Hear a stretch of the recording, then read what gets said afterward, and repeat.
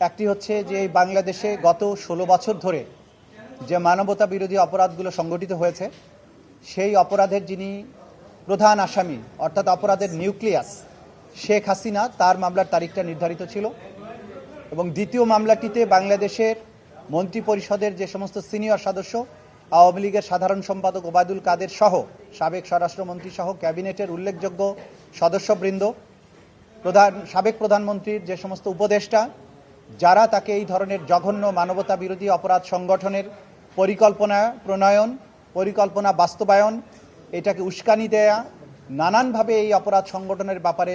সাহায্য করেছেন, নিজেরা ভূমিকা পালন করেছেন, ডিসিশন মেকিংয়ে ভূমিকা পালন করেছেন, তাদের মামলার আজকে তারিখ নির্ধারিত ছিল।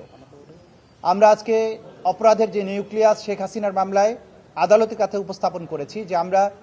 তদন্ত রিপোর্ট অনেক দূর অগ্রসর হয়েছি, কিন্তু পাশাপাশি জুলাই আগস্টের সংঘটিত যে মানবতা বিরোধী অপরাধ এবং গণহত্যা, এর বাইরেও গত ১৬ বছর ধরে সিস্টেম্যাটিক্যালি বাংলাদেশের হাজার হাজার মানুষকে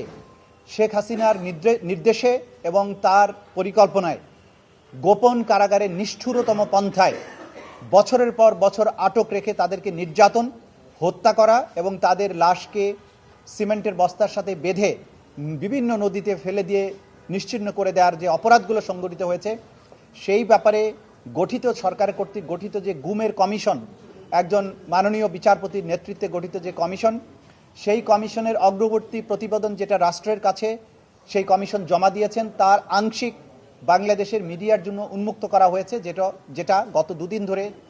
মিডিয়ার কাছে এই রিপোর্টগুলো ছাপা হচ্ছে ধারাবাহিকভাবে। সেই প্রকাশিত অংশ থেকে দেখা যায় ১৬ বছর ধরে বাংলাদেশে যে সমস্ত এনফোর্সড ডিসঅ্যাপিয়ারেন্সের ঘটনা ঘটেছে,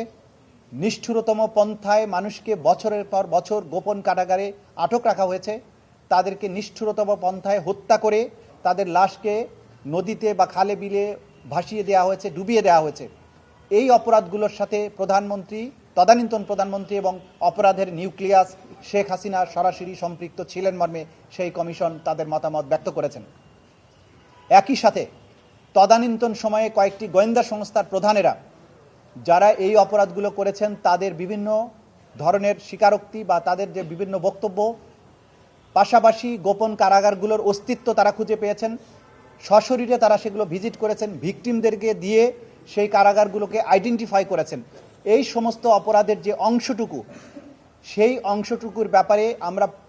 তদন্ত কমিশনের রিপোর্টের মাধ্যমে যে তথ্য প্রমাণাদি পেয়েছি, সেগুলোর ব্যাপারেও ট্রাইব্যুনাল এই অপরাধগুলোকে তাদের তদন্তের জন্য আমলে গ্রহণ করছে এবং এই ব্যাপারেও আমরা রিপোর্ট প্রদান করব। একই সাথে শেখ হাসিনার বিরুদ্ধে গণহত্যা এবং গুম সংক্রান্ত যে অপরাধ, সেগুলোকে মিলিয়ে তদন্ত রিপোর্ট দাখিল করতে হবে। সেই ব্যাপারে আমরা সময় চেয়েছি, আদালত ২ মাস সময় দিয়েছেন।